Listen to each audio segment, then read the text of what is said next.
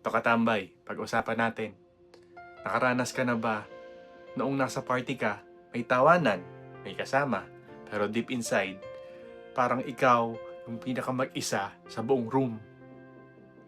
Yung kahit surrounded ka ng maraming tao, pero parang wala ka namang kasama o wala namang nakakita sa'yo. Minsan, hindi dahil wala tayong kaibigan, kundi dahil hindi natin ma-express kung anong bigat ang nasa puso natin. Nandyan sila, pero parang walang nakakaramdam ng totoo mong struggle. And that hits hard kasi tao ka, katambay. Gusto mo rin makita, marinig at maunawaan. Pero minsan, sa sobrang pagod mo, ang silence mo, nagiging isolation na.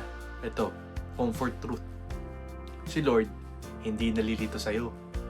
Hindi siya awkward sa emotions mo. Hindi siya lumalayo kapag nalulungkot ka. Sabi sa Psalm 34:18, "The Lord is close to the brokenhearted and saves those who are crushed in spirit." Ibig sabihin, kahit feeling mo, invisible ka sa mundo, visible ka kay God. Kitang-kita ka niya. Ramdam na ramdam ka niya.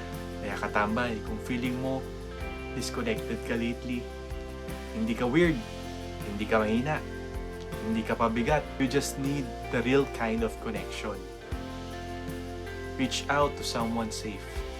Send that message. Open up kahit kaunti. Remember this, you're not alone. You're not unseen. You're not unloved.